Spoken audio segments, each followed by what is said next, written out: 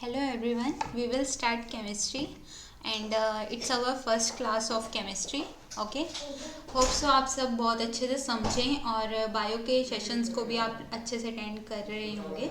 और केमिस्ट्री की आज हमारी फर्स्ट क्लास है। इसमें मेनली हम मैटर के बारे में ही थोड़ा सा डिस्कस करेंगे कि एक्चुअली मैटर होता क्या है। तो डे टू डे लाइफ में आपको पता है कि जितने भी हमारे सराउंडिंग में जितने भी पार्टिकल्स मतलब जितना भी सब्सटेंसेस हैं, ठीक है, जो भी एग्जिस्ट करते हैं उन सब को हम मैटर बोलते हैं। ठीक है, जैसे आपका बैग हो गया, टेबल हो गई, आपका पेन हो गया, आपकी कॉपी हो गई, तो जितनी भी सब्सटेंसेस आसपास हैं उन सबको हम क्या बोलेंगे, मैटर बोलेंगे। ठीक है, और जो आपका मैटर होता है उसका एक अपना वो स्पेस ऑक्यूपाई करता है और उसका अपना एक मास होता है। ठीक है, तो हम स्टार्ट करते हैं। केमिस्ट्री एक्चुअली होता क्या है, ठीक है, ये आपके हर एक एग्जाम्स में केमिस्ट्री का एक मतलब जनरल साइंस का ही ये पार्ट है। इसके बहुत है, इसका वेटेज अच्छा होता है काफ़ी, तो हर एक एग्ज़ाम के लिए काफ़ी बेनिफिशियल होगा आपके। तो होप सो आप अच्छे से अटेंड करें और कहीं पे भी क्वेरीज आती है तो हमसे पूछें। केमिस्ट्री क्या है, एक वो ब्रांच है साइंस की जो डील करती है कि चेंज जो मैटर है उसमें क्या हो रहा है, जितने भी प्रॉपर्टीज़ और जो चेंजेस हो रहे हैं मैटर के उसमें क्या कर रहे हैं, वो इन्वेस्टिगेशन कर रहे हैं। ठीक है, मतलब ये डील किसके साथ करता है, it mainly deals with properties and changes of matter. मतलब जितना भी मैटर के कंसर्न में जितनी भी हमारी प्रॉपर्टीज़ है या जितने भी उसके चेंजेस हो रहे हैं तो उसके उससे क्या करेगा, ये डील करती है। ये वाली ब्रांच मेनली किससे कंसर्न्ड है, मैटर से। ठीक है, जैसे आपने देखा है कि बायो में हम पढ़ते हैं कि हमारी जो लाइफ ऑर्गन्स वगैरह इन सब के बारे में पढ़ते हैं, that's basically about the organisms. Okay, वैसे ही केमिस्ट्री क्या है, जो जितनी भी हमारी वो वाली ब्रांच है ये साइंस की जिसमें हम मैटर से कंसर्न जितने भी हमारे टॉपिक्स होते हैं उनको कवर अप करेंगे। ठीक है, और आपको सबसे पहले ये आपने पढ़ लिया कि केमिस्ट्री क्या होता है। अब हम देखते हैं, यहाँ पे आपको ये शो हो रहा होगा, ये एल लेवोर्जियर कौन थे, फादर थे किसके, केमिस्ट्री के। ठीक है, एल लेवोइजियर, ये जनरली क्वेश्चन आ जाता है एग्जाम्स में कि फादर ऑफ केमिस्ट्री कौन थे, तो आप कौन बताएंगे, एल लेवोइजियर कौन थे, फादर ऑफ केमिस्ट्री थे। ठीक है, नेक्स्ट हम स्टार्ट करते हैं कि मैटर एक्चुअली होता क्या है, जहाँ से हमें मेनली अपना टॉपिक स्टार्ट करना है केमिस्ट्री का। मैटर जो होता है वो स्मॉल पार्टिकल से बना होता है। ठीक है, जैसे आपने बायो में पढ़ा कि और जो हमारे सिस्टम होता है पूरा बॉडी का वो सेल से बनता है ना, बेसिकली किससे बनता है, वो सेल से। वैसे ही मैटर जो होते हैं वो स्मॉल पार्टिकल से बनते हैं। किससे बनते हैं, स्मॉल पार्टिकल, उसमें क्या, एटम्स। तो मैटर जो है वो किससे, एटम्स से जुड़ जुड़ के क्या वो हमारा क्रिएट होता है, एक मैटर क्रिएट होता है। और जिस भी चीज के पास क्या होगा, मास होगा, अपना एक फिक्स्ड वॉल्यूम होगा और अपना एक स्पेस होगा। ठीक है, वो क्या होगा, मैटर होगा। जैसे आपका फोन हो गया, वाटर हो गया, फोन भी तो एक स्पेस आपका क्या करता है, फोन जो है वो भी कुछ स्पेस को ऑक्यूपाई कर लेता है, उसका अपना एक मास होता है, उसका अपना एक वॉल्यूम होता है। वैसे ही वाटर जो है उसका अपना एक मास होता है, एक अपना वॉल्यूम होता है, मतलब वॉल्यूम होता है उसका, मेनली मास तो नहीं कह सकते। वैसे ही एयर जो है उसका भी अपना है। ठीक है, वो भी कुछ क्या, स्पेस को ऑक्यूपाई कर रहा है। तो ये क्या है, हमारे फोन सॉलिड हो गया, वाटर जो है आपका लिक्विड हो गया, एयर जो है आपका गैस हो गया। ठीक है, मतलब ये क्या है, गैसियस मैटर हो गया। तो मैटर आपको समझ आया, मैटर किससे बनता है, स्मॉल पार्टिकल्स से बनता है और बेसिकली किससे, एटम से बनता है। और उसका अपना एक मास होता है और ऑक्यूपाई क्या करता है, स्पेस को ऑक्यूपाई करता है। ठीक है, दैट्स ऑल। जितनी भी हमारे आसपास जितनी भी everything which is around us, all those are matter. ठीक है, हम स्टार्ट करते हैं। प्रॉपर्टीज ऑफ मैटर में क्या आता है, जो पार्टिकल्स होते हैं मैटर के उनका अपना क्या होता है, एक स्पेस होता है। ठीक है, क्या होता है, अपना एक स्पेस होता है। और particles of matter are continuously moving, ये वाले पॉइंट में आपको यहाँ पे शो हो रहा होगा। पार्टिकल्स, जितने भी मैटर के पार्टिकल्स होते हैं उनका अपना एक स्पेस होता है और वो कॉन्टिन्यूसली जो है पार्टिकल्स के मैटर वो क्या करते हैं, कॉन्टिन्यूसली मूव करते रहते हैं। ठीक है, और क्या करते हैं, पार्टिकल्स ऑफ मैटर अट्रैक्ट करते हैं अपने ईच अदर, जितने भी मैटर के अंदर पार्टिकल्स होंगे वो एक दूसरे को अट्रैक्ट करेंगे और कॉन्टिन्यूसली मूव करते रहेंगे और उनका अपना एक स्पेस होगा। ठीक है, आया समझ। तो ये तो बेसिकली वैसे एग्जाम्स में नहीं पूछा जाता, बट अपने नॉलेज के लिए आपको पता होना चाहिए एक्चुअली है क्या मैटर। मैटर जो है वो 3 स्टेट्स में होता है। जनरली होता वैसे ये 5 स्टेट्स में है, बट हम अभी इसमें 3 स्टेट्स कवर करते हैं। First one is solid. ठीक है, सॉलिड में आपके सारे जितनी भी ठोस चीज़ होती है, जैसे आपका फ़ोन हो गया, आपका कंप्यूटर हो गया, आपका कीबोर्ड हो गया, आपका पेन हो गया, जिसको क्या नहीं कर सकते हम, कंप्रेस नहीं कर सकते। ठीक है, और लिक्विड, लिक्विड में वाटर हो गया, टी हो गई, कॉफ़ी हो गई, तो दीज ऑल आर लिक्विड्स। ठीक है, गैस क्या होता है, गैसियस में मैटर में आ जाएगा आपके, जैसे ये एयर हो गई, एयर क्या है, मिक्सचर ऑफ गैसेस है ना, और बाकी जैसे ऑक्सीजन हो गई और carbon dioxide, this all are gases. ठीक है, ये कुछ एक हमने यहाँ पे एक टेबल आपको ये शो कर रखी है, तो इसमें आप देख रहे होंगे कि जो सॉलिड है ये क्या है, सबसे कम स्पेस होता है इसके बीच में, क्योंकि जो पार्टिकल्स होते हैं ना वो हमारे एक ऐसे करके बिल्कुल ऐसे अटैच्ड होते हैं एक दूसरे से। ठीक है, जब वो ऐसे अटैच्ड हैं एक दूसरे से, तो क्या होगा, स्पेस तो उसके बीच में है ही नहीं ना, बिल्कुल क्या है, एक दूसरे के साथ कांस्टेंट पार्टिकल्स जो इसके होंगे, जो सॉलिड को क्रिएट कर रहे होंगे,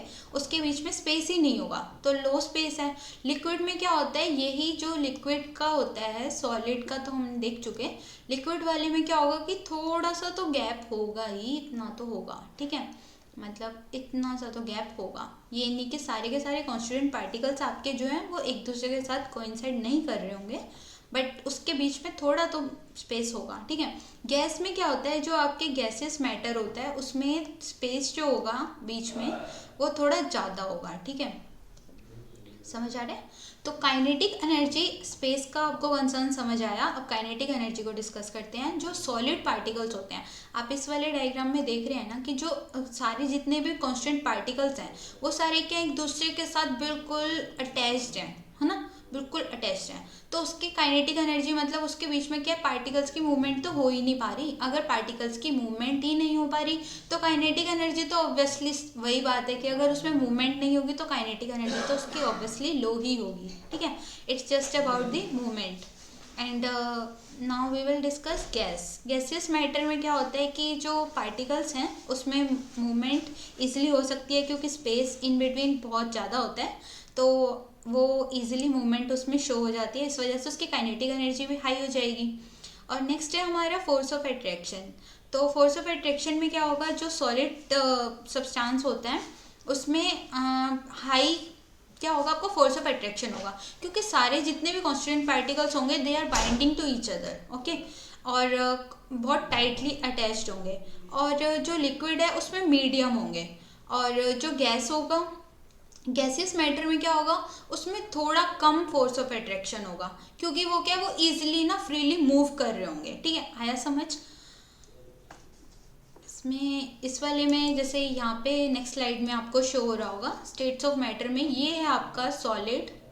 ठीक है, इसमें क्या है, डायमंड। ये बिल्कुल क्या है, ये आपको इसमें शो हो रहा है, ये वाला बिल्कुल कि डायमंड जो है बिल्कुल क्या है, इसमें जितने कांस्टेंट पार्टिकल्स होंगे ना बहुत क्लोजली पैक्ड होंगे, that's why we can't compressed it, है ना, हम इसको कंप्रेस ही नहीं कर सकते। क्यों, क्योंकि इसके जो सॉलिड पार्टिकल्स होंगे बहुत ही ज़्यादा टाइटली अटैच्ड होते हैं एक दूसरे से, उसमें गैप ही नहीं होता। ये देख रहे हैं आप बाइंडिंग, तो बहुत टाइटली अटैच्ड होते हैं। और जो आप अब हमने डिस्कस करा था फिर लिक्विड, लिक्विड में जैसे जूस हो गया या वाटर हो गया, कुछ भी हो गया, कॉफ़ी हो गई, कोल्ड कॉफ़ी या कुछ भी, जो भी लिक्विड में होता है वो सारे के सारे। हाँ, इसमें देख रहे हैं आप यहाँ पे ये जो कांस्टेंट पार्टिकल्स है उसके बीच में कुछ तो गैप है, वो कुछ तो मूवमेंट कर ही सकते हैं, तो इजीली क्या है, इसको थोड़ा तो हम कंप्रेस कर सकते हैं, है ना। बाकी फिर जैसे ये वाला है, ये वाला, इसमें ये क्या है, गैसियस। गैसियस में देखो ये इजीली मूव कर सकते हैं पार्टिकल्स, क्योंकि बहुत स्पेस है ना, और इजीली कंप्रेसिबल, तो गैस जो है वो बहुत कंप्रेसिबल होता है। सॉलिड को हम कंप्रेस नहीं कर सकते, क्योंकि पार्टिकल्स जो होते हैं वो बाइंड अप होते हैं एक दूसरे के साथ बहुत टाइटली। और फिर नेक्स्ट है ये हमारा प्लाज्मा, ये वाला था किसका, गैस का, और ये है प्लाज्मा का। प्लाज्मा में क्या होता है, प्लाज्मा में क्या होता है, ये एक आयोनाइज्ड फॉर्म होती है किसकी, गैसियस की। मतलब गैस को अगर हम बहुत ज़्यादा हाई टेम्परेचर दे दें ना, तो ये जो प्लाज्मा मतलब कि पता नहीं करोड्स में हम उसको टेम्परेचर दे दें, तो प्लाज्मा जो है आपका वो आयोनाइज्ड हो जाएगा। मतलब आयोनाइज्ड हो जाएगा, कैटाइंस बन जाएंगे, एनाइंस बन जाएंगे, मतलब पॉजिटिवली चार्ज और कुछ नेगेटिवली चार्ज पार्टिकल्स आ जाएंगे उसमें। तो उस फॉर्म को हम क्या बोलेंगे, प्लाज्मा। ठीक है, these all are 4 types of states of matter. Generally 5 होती हैं, अभी हमने 3 करी थी, अब हमने 4th को प्लाज्मा को ऐड कर दिया। और अब हम नेक्स्ट उसमें स्लाइड पे मूव ऑन करते हैं, इसमें देखते हैं। ठीक है, सॉलिड को हम डिस्कस कर चुके हैं। सॉलिड क्या होता है, इसका एक अपना डेफिनेट शेप होता है। ठीक है, जैसे आप देखते हैं आपका फ़ोन है, उसके एक पर्टिकुलर शेप है, वो चेंज तो नहीं हो रही ना, जो शेप है उसकी वही पर्टिकुलर शेप है, वो चेंज ही नहीं होती। उसकी अपनी क्या है, कुछ डिस्टिंक्ट बाउंड्रीज है ना, जो उसकी बाउंड्रीज है वही रहेंगी। वो नहीं कि अब हमने फ़ोन ले लिया तो हमने उसकी बाउंड्रीज चेंज कर दी या उसकी कुछ शेप चेंज हो गई, तो ऐसा कुछ नहीं होता।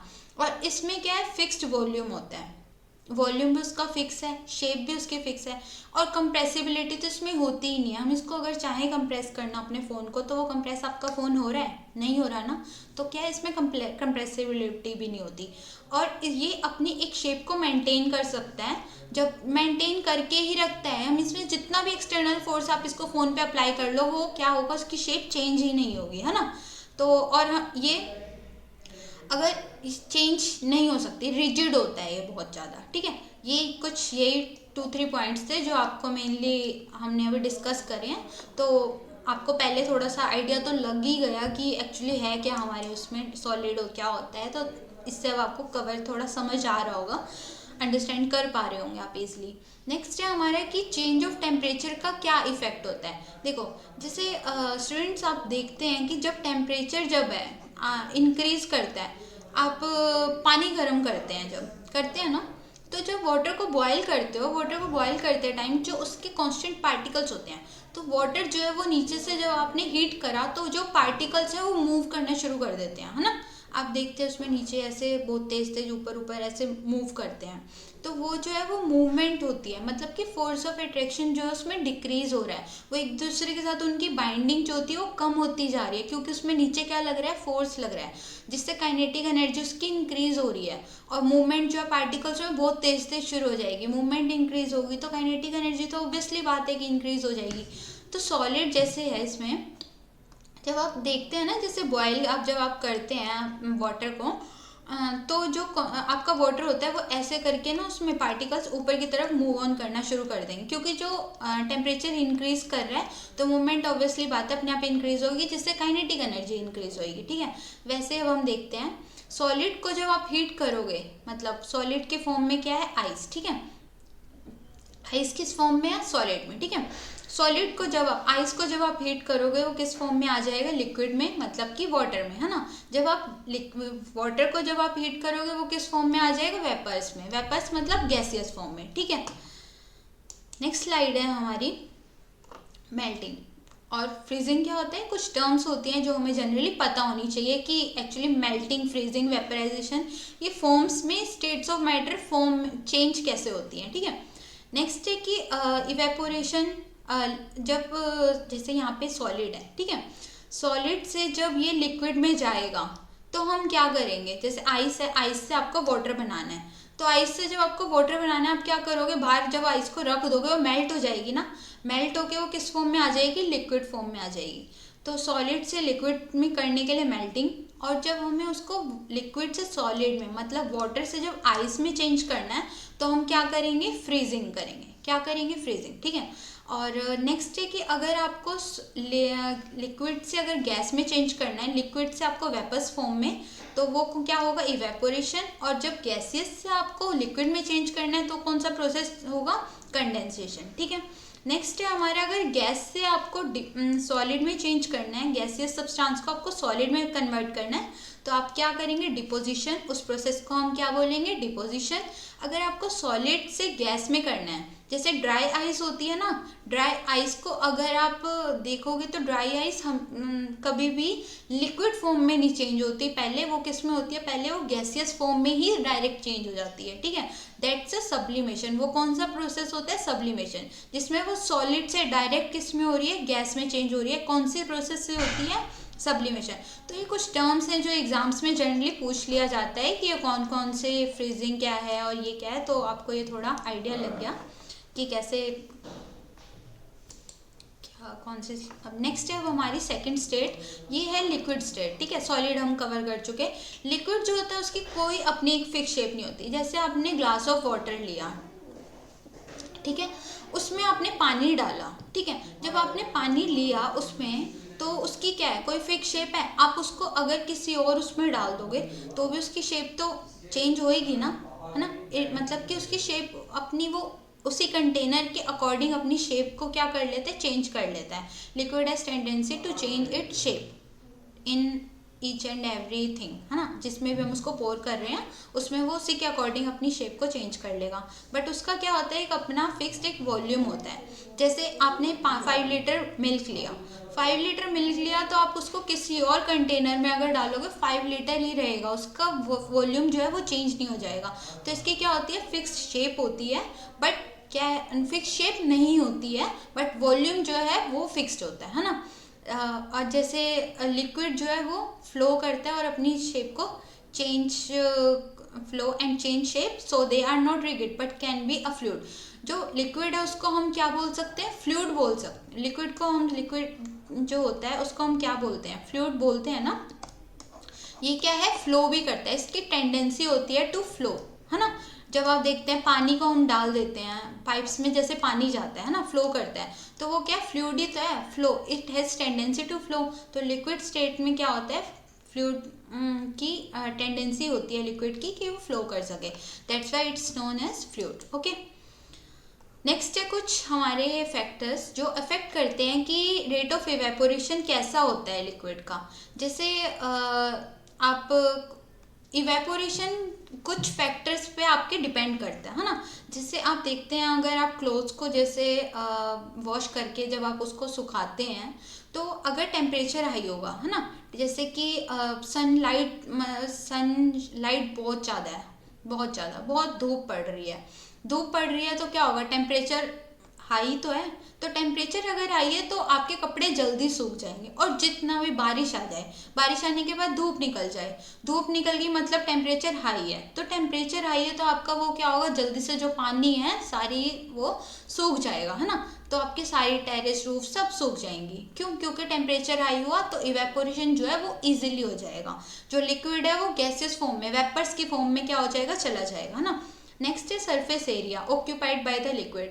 अगर जितना ज़्यादा सरफेस एरिया होगा, जितना ज़्यादा सरफेस एरिया होगा उतना जल्दी इवेपोरेशन होगा। जैसे आप कपड़ों को जितना कम स्पेस में आप सुखाएंगे उतना लेट वो सूखेंगे। आप जितना ज़्यादा अपने जो आपके क्लोथ्स हैं आप उनको जितना ज़्यादा उसमें, जितना ज़्यादा स्पेस में आप उनको सुखाएंगे उतना ज़्यादा उसका सरफेस एरिया बढ़ेगा। अब सरफेस एरिया बढ़ेगा तो इवेपोरेशन जो है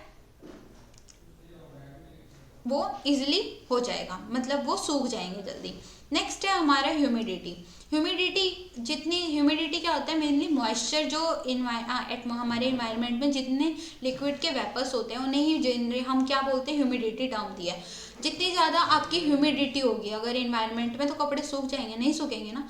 तो ज़्यादा अगर आपकी ह्यूमिडिटी होगी तो इवेपोरेशन जो है वो कम होगा। तो हम बोलते हैं ज़्यादा, जैसे बारिश आ जाती है तो थोड़ा कैसा मॉइस्चर सा रहता है ना हमारे इन्वायरमेंट में, ह्यूमिडिटी बहुत ज़्यादा हो जाती है। इसकी वजह से ही क्या होता है, रेट ऑफ इवेपोरेशन जो होता है वो थोड़ा कम हो जाता है। ठीक है, नेक्स्ट है एयर सर्कुलेशन और विंड स्पीड। ठीक है, फोर्थ पॉइंट है हमारा विंड स्पीड का। तो जो हवा ज़्यादा तेज़ चलेगी तो क्या होगा, उससे भी तो डिपेंड करेगा ना कि रेट ऑफ इवेपोरेशन कैसा हो रहा है। हवा तेज़ चलेगी, हवा कम चलेगी, उससे भी इवेपोरेशन पे बहुत ज़्यादा इफेक्ट पड़ता है। तो आपको समझ आए होंगे 4 फैक्टर्स हमारे कौन कौन से थे, टेम्परेचर, सरफेस एरिया और ह्यूमिडिटी और एयर सर्कुलेशन और विंड स्पीड। ठीक है, नेक्स्ट स्लाइड पे मूव करें। होप सो आप बहुत अच्छे से समझ रहे हो, समझ आ रहा होगा। गैसियस स्टेट, ये है हमारी थर्ड स्टेट, गैसियस। ठीक है, गैसियस स्टेट क्या है, ये हाईली कंप्रेसिबल होते हैं। किससे, सॉलिड और लिक्विड से। सॉलिड तो कंप्रेस ही नहीं होता, जैसे आपने गैस स्टेट में आपने देखा आपके घर में एलपीजी गैस यूज़ होती है ना, जो सिलेंडर्स में डलती है।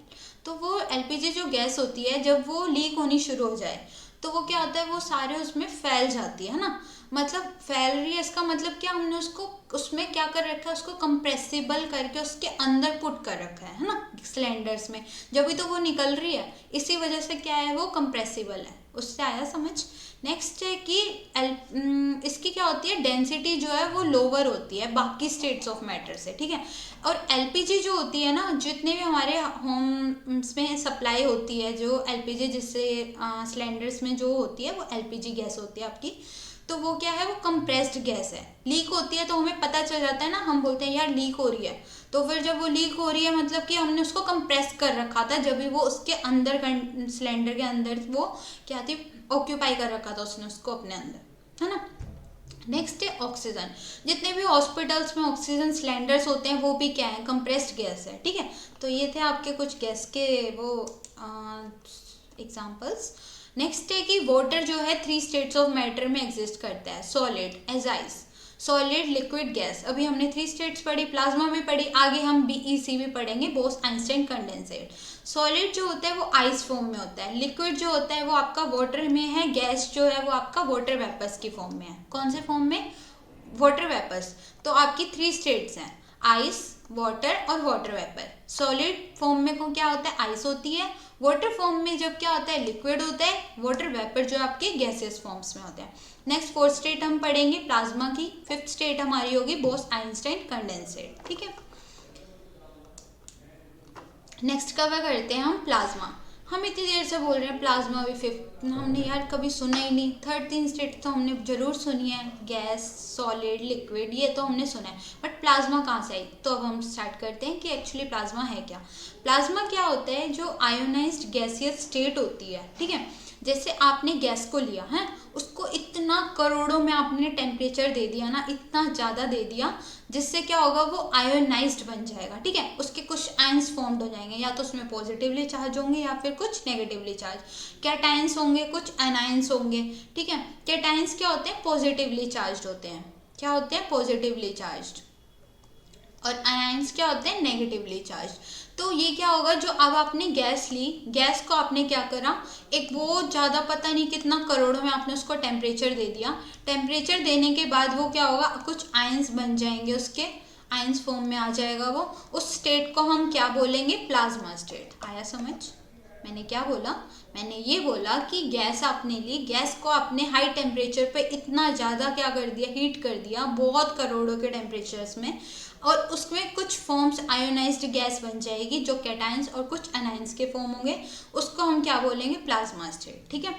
नेक्स्ट है कि जो आपका स्टार्स और जो सन है, स्टार्स आप देखते हैं ना चमकते हैं, वो किसकी वजह से चमकते हैं, प्लाज्मा की वजह से चमकते हैं। और जो सन होता है वो भी क्या होता है, प्लाज्मा से बनता है, ठीक है। ये थे कुछ एग्जाम्पल्स।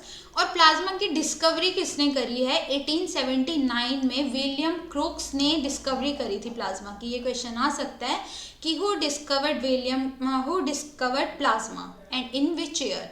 तो आपको ये पता होना चाहिए कि विलियम क्रोक्स ने प्लाज्मा की डिस्कवरी करी थी इन year 1879।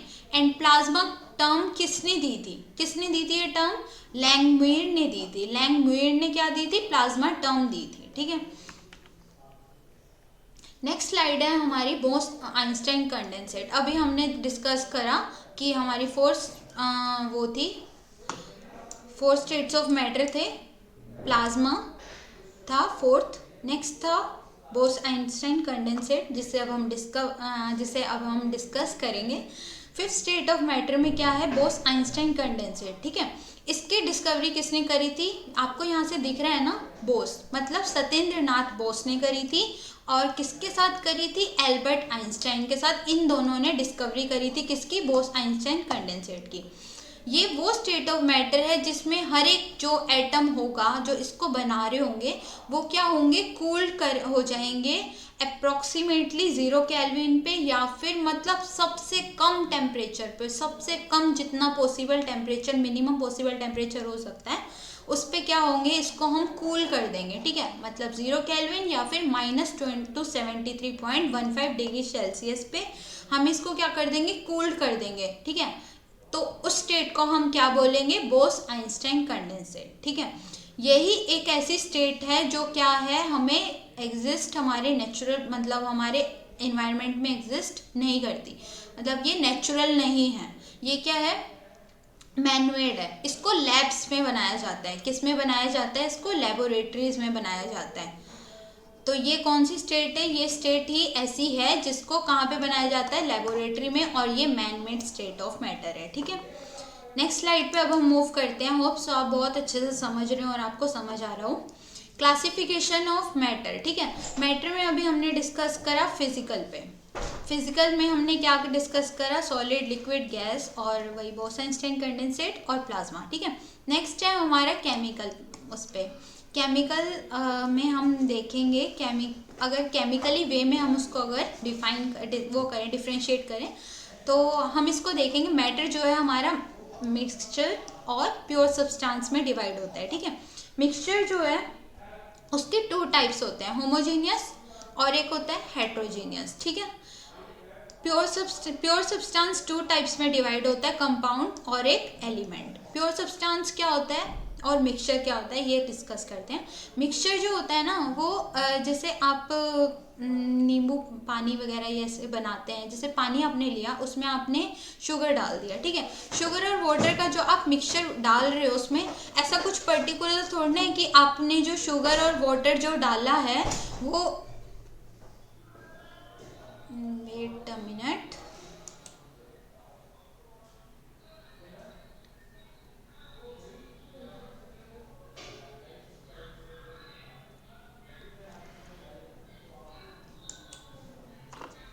Sorry for disturbance, let us start. Classification में हाँ हम कहाँ थे, मिक्सचर क्या होता है, जैसे आपने पानी लिया, ठीक है, वाटर में आपने शुगर को क्या कर दिया, डाल दिया, ठीक है। शुगर डालने के बाद आपने वाटर में अब ऐसा नहीं है ना कि पर्टिकुलर आपको इतना ही वाटर लेना और इतना ही शुगर लेना, ऐसा कुछ नहीं है। आप जितना मर्जी डाल लो या जितना मर्जी आप उसमें नींबू डाल लो, वो रहेगा तो क्या, मिक्सचर मतलब रहेगा तो लेमनेड ही ना, आप उसको नींबू पानी तो बोलोगे। ये थोड़ी ना कि हमने उसमें चीनी ज़्यादा डाल दी या फिर अगर हमने नींबू कम डाल दिया तो वो लेमनेड नहीं रहेगा। भाई इंग्रेडिएंट्स तो जो हमने यूज़ करे हैं उसमें वो तो सेम वही है ना, तो उसको हम मिक्सचर ही बोलेंगे। इसकी एक पर्टिकुलर कोई कंपोजिशन नहीं होती कि इसमें हम कितना ज़्यादा क्या डालेंगे, ठीक है। प्योर सब्सटेंस क्या होता है, प्योर सब्सटेंस एक ही एलिमेंट से, मतलब एक ही टाइप के सब्सटेंसेस से बना होता है। किससे बना होता है, एक ही टाइप के सब्सटेंसेस से। जैसे एलिमेंट्स में आप देखते हैं ना, जैसे सोडियम हो गया, ठीक है, सोडियम क्या है, एलिमेंट। और क्या है, जैसे कार्बन, ये भी क्या है, एलिमेंट। ऑक्सीजन, तो ये सारे क्या है, एलिमेंट्स हैं। कंपाउंड्स में आपके आ जाएगा जैसे वाटर हो गया, जिसकी कुछ एक पर्टिकुलर फिक्स रेशियो होना चाहिए। अगर मैं यहाँ पे लिख दूँ H2O2, तो ये क्या है, मैं इसको वाटर बोलूँगी, नहीं बोलूँगी ना। आप बोलोगे अरे यार मैम क्या लिख दिया है आपने, वाटर थोड़ा ना है ये। H2O जो है वो वाटर है, H2O2 क्या हो जाएगा, हाइड्रोजन परऑक्साइड हो जाएगा। पर हमें वो थोड़ा ना, हमें तो वाटर चाहिए। तो मतलब ये समझ आ रहा है हमें कि कुछ फिक्स प्रोपोर्शन में हम इसको मिक्स करेंगे, तभी वो क्या बनेगा, हमारा कंपाउंड बनेगा। अंडरस्टैंड। नेक्स्ट है वो हम स्टार्ट करते हैं अपना स्लाइड से कि एक्चुअली प्योर सब्सटेंसेस क्या है और मिक्सचर क्या है, ठीक है। प्योर सब्सटेंसेस वो होते हैं जिसमें सेम काइंड ऑफ पार्टिकल्स होते हैं। क्या होते हैं, सेम काइंड के पार्टिकल्स होते हैं, उससे हम क्या बोलते हैं, प्योर सब्सटेंस। प्योर सब्सटेंस को हमने 2 उसमें क्लासिफाई करा है, एलिमेंट और कंपाउंड। एलिमेंट क्या होता है, जिसका वन टाइप का, एक ही टाइप का क्या होगा, एटम होगा। जैसे मैंने बोला सोडियम, सोडियम का यही फॉर्मूला होता है ना, इसी से आप उसको सिंबल होता है ना, इसी से डिनोट करते हो। जैसे मैंने बोला कार्बन, तो मैंने क्या बोला, कार्बन बोला, सी बोला ना, तो मतलब सी से ही उसको सिंबल से डिनोट करते हैं ना। जैसे फिर मैंने बोला लिथियम, लिथियम भी क्या है, एलिमेंट है ना। लिथियम अगर आप लिखेंगे तो Li से लिथियम बन गया। लिथियम जो है वो भी तो क्या है, एक एटम है ना, एक एलिमेंट बना, मतलब एक से ही बना। तो ये क्या है, प्योर सब्सटेंस है, एक ही टाइप से बन रहा है, तो उसे हम क्या बोलेंगे, एलिमेंट, ठीक है, जो एक टाइप से बन रहे हैं। अंडरस्टैंड। प्योर सब्सटेंस क्या होता है, वन काइंड ऑफ पार्टिकल होगा उसमें। प्योर सब्सटेंस होता है, इसे हम ब्रेक नहीं कर सकते और किसी और सब्सटेंस में हम इसे ट्रांसफॉर्म भी नहीं कर सकते। अगर आप इसे किसी और उसमें सोचो चेंज कर दें तो ये नहीं होते। एलिमेंट्स क्या होते हैं, मेटल्स होते हैं, नॉन मेटल्स होते हैं और मेटलॉइड्स होते हैं। ये हम नेक्स्ट सेशन में अपने डिस्कस करेंगे, अभी हम वहाँ तक नहीं जाते। हम अभी इसमें कवर करते हैं कि आपके ये कौन कौन से एलिमेंट्स, जैसे कार्बन हो गया, जिंक हो गया, ऑक्सीजन हो गया, गोल्ड, सेम टाइप के है ना, सेम टाइप के इसमें एलिमेंट्स एटम्स यूज हो रहे हैं, तो वो क्या है, एलिमेंट। कंपाउंड क्या होता है, ये वो प्योर सब्सटेंसेस हैं जिसमें दो या दो से ज़्यादा क्या होंगे, दो या फिर दो से ज़्यादा क्या होंगे, इसमें एलिमेंट्स यूज होंगे, बट किसी फिक्स्ड प्रोपोर्शन में, किसी फिक्स्ड रेशियो में। जैसे मैंने बताया था ना H2O है ना, तो H2O जो है वो क्या है, मैं H2O को अगर मेरे को बोला जाए वाटर लिखो तो मैं H2O को H2O2 लिख दूंगी, वो तो गलत हो जाएगा ना, तो ये गलत है। H2O क्या होगा, वाटर होगा। क्यों, ये फिक्स्ड प्रोपोर्शन में किसी में, अगर हम H2O लिखेंगे मतलब मैंने हाइड्रोजन को किसी प्रोपोर्शन में लिया होगा और ऑक्सीजन को मैंने किसी रेशियो में, मतलब इन दोनों का एक क्या हो गया होगा, किसी रेशियो में मैंने इनको लिया होगा, तभी मेरा वाटर बनेगा। ठीक है, नेक्स्ट हम मूव करते हैं मिक्सचर। ठीक है, मिक्सचर क्या होता है, ये वो सब्सटेंसेस हैं जिससे क्या हम मिक्स करते हैं, दो या दो से ज़्यादा सब्सटेंसेस को मिक्स करते हैं। जैसे मैंने बोला सोल्ट एंड शुगर आपने मिक्स करा, ठीक है, सोल्ट एंड शुगर को आपने मिक्स करा, वो क्या बन गया, दो या दो से ज़्यादा है। अगर हम क्या करें, मिक्स सब्सटेंसेस को मिक्स कर दें फिजिकली, किसी सब्सटेंस फिजिकली किन्हीं भी दो या दो से ज़्यादा सब्सटेंसेस को मिक्स कर दें, वो क्या बन जाता है, मिक्सचर बन जाता है। जैसे सैंड और water, salt and sugar, lime juice and water, ये क्या है, मिक्सचर है ना। ठीक है, नेक्स्ट है, इसका कोई फिक्स प्रोपोर्शन नहीं होता। मैं इसको किसी भी उसमें मिक्स करूं, किसी में भी कुछ भी करूं। मैंने अगर बोला आपको लेमनेड बनाना है, लेमनेड आप बनाओगे, चाहे आप उसमें चीनी जितनी डाल दो, चाहे आप उसमें नमक जितना डाल दो, आप उसमें पानी जितना मर्जी डाल दो, पर इंग्रेडिएंट्स तो तीन है, उसको बोलेंगे हम लेमनेड ही, वो मिक्सचर ही होगा। ठीक है, तो इसमें ऐसा कुछ नहीं है कि कुछ फिक्स प्रोपोर्शन होना चाहिए। नेक्स्ट है कि मिक्सचर्स जो है उसके कुछ टू टाइप्स होते हैं, एक होता है होमोजीनियस मिक्सचर और एक होता है हेट्रोजीनियस मिक्सचर। होमो से आप समझ रहे होंगे मतलब कि सेम, और हेट्रो से आप क्या समझ रहे हैं, डिफरेंट। तो क्या होगा, इसमें सेम टाइप्स के होंगे, इसमें डिफरेंट होगा। ठीक है, homogeneous mixtures are those types of mixture in which components mixed are uniformly distributed throughout the mixture। ठीक है, कैसे होते हैं, यूनिफॉर्मली क्या होते हैं, डिस्ट्रीब्यूटेड होते हैं। अब ये क्या है, यूनिफॉर्मली डिस्ट्रीब्यूटेड है, मतलब जैसे मैंने शुगर लिया, मैंने वाटर लिया, वाटर में मैंने शुगर को क्या कर दिया, डिसॉल्व कर दिया। अब क्या है, आपको कोई लेयर दिख रही है, वो लेयर क्या है, वो बिल्कुल खत्म है। अब मैं उसको देखूंगी, मेरे को ट्रांसपेरेंट दिखेगा, मिक्स हो चुका है, वो बिल्कुल अच्छे से वो डिसॉल्व हो चुका है। तो उस टाइप के मिक्सचर्स को हम क्या बोलेंगे, होमोजीनियस मिक्सचर, जिसमें यूनिफॉर्मली वो क्या हो, मैं जब पानी को थोड़ा भी कहीं कहीं लूंगी, मैं किसी ग्लास में, ट्रांसपेरेंट ग्लास में, जब मैं उसको डालूंगी शुगर और वाटर को, जो मेरा मिक्सचर है, सॉल्यूशन जो है शुगर और वाटर का, जब मैं उसको कहीं पे भी डालूंगी ना, तो वो क्या होगा, वो उसी फॉर्म में दिखेगा, यूनिफॉर्म ही होगा, मतलब सेम ही दिखाई देगा वो सारे उसमें। मैं कहीं पे भी उसको किसी ग्लासेस में डाल दूं, वो चेंज नहीं हो जाएगा कि वो मेरे को हर एक ग्लास में अलग अलग दिखेगा, ऐसा कुछ नहीं होगा। और इसको हम सेपरेट नहीं कर सकते। आप वाटर और शुगर मिक्सचर है जो आपने सॉल्यूशन बनाया है, आप उसको क्या वो कर सकते हो, सेपरेट नहीं कर सकते ना, क्योंकि वो क्या है, बिल्कुल मिक्स हो चुका है। और क्योंकि वो हमें अपनी नेकेड आइज से दिखेगा ही नहीं, वो विजिबल ही नहीं होते उसके जो पार्टिकल्स होते हैं। ठीक है, that's why it's known as homogeneous, मतलब सेम टाइप्स, सेम यूनिफॉर्म होता है वो। हेट्रोजीनियस से हमें समझ आता है कि ये क्या होता है, डिफरेंट होता है। तो in this type of mixture all the components are completely mixed and all the particles can be seen under microscope. जैसे आपने लिया वाटर और सैंड को मिक्स करा, उसको जब आप मिक्स करेंगे तो जो सैंड है वो नीचे क्या है, बैठ जाएगी, जो उसके पार्टिकल्स होंगे, है ना, सैंड के पार्टिकल्स नीचे बैठ जाएंगे, क्योंकि वो मिक्स नहीं होगा, वो उसमें डिसॉल्व थोड़ा ना हो जाएगा। अब वो हम उसको क्या है, देख सकते हैं अपनी नेकेड आइज से, वो हमें दिख रहा है। ठीक है, और आप उसको अगर वो नहीं भी वो माइक्रोस्कोप में आप देखोगे तब भी वो आपको दिखेगा। आपको नेकेट से दिख रहा है तो माइक्रोस्कोप से ऑब्वियसली बात है कि वो दिख जाएगा। उसका कोई यूनिफॉर्म कंपोजिशन नहीं होता। कैसा होता है? Non uniform. जैसे वाटर और सैंड का मिक्सचर आपने लिया तो वाटर सैंड के मिक्सचर में जो सैंड है वो नीचे रह जाएगी और आपका पानी जो है वो ऊपर रह जाएगा। इसमें क्या है, ये क्या है, हमें दिख रहा है, नॉन यूनिफॉर्म है, मतलब ये हमें दिख रहा है कि कैसे कैसे इसका कंपोजिशन है ना।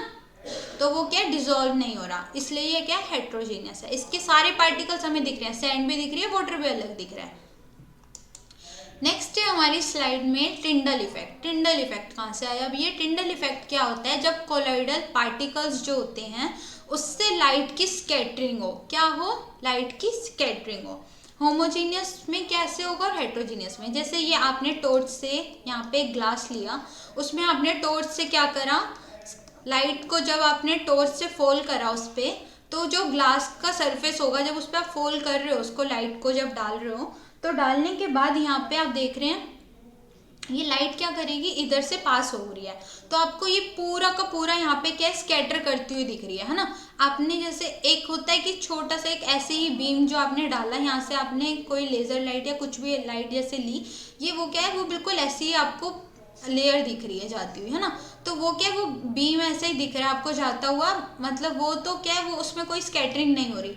बट वही मैंने अगर इसको यहाँ से टॉर्च से डाल रही हूँ तो डालने के बाद वो मेरा पूरा ऐसे पाथ दिख रहा है ना।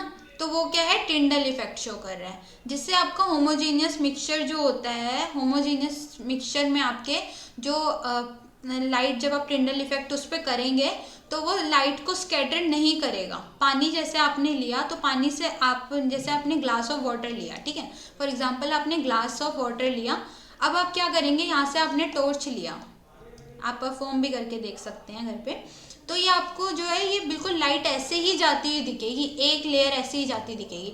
बट हेट्रोजीनियस में मतलब आप कोई ऐसे सॉल्यूशन ले लो जिसमें सैंड या वाटर का, तो उसमें क्या होगा, जैसे आप मिल्क वगैरह का भी आप देखते हैं, वैसे भी जैसे चौक का भी आप करके देखना एक बार घर पे, तो आपको थोड़ा आइडिया लगेगा। तो जो हेट्रोजीनियस होगा उसमें आपको ऐसे ना बीम जाती दिखेगी। आपको ये दिख रहा है ना इस वाले में, जैसे ये था, वेट,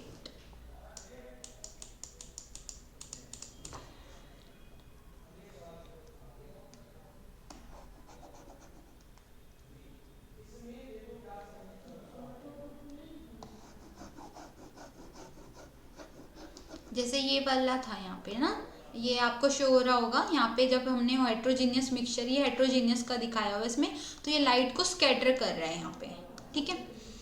होप सो आप सबको बहुत अच्छे से समझ आया हो कि अभी तक हमने क्या डिस्कस करा है क्या नहीं।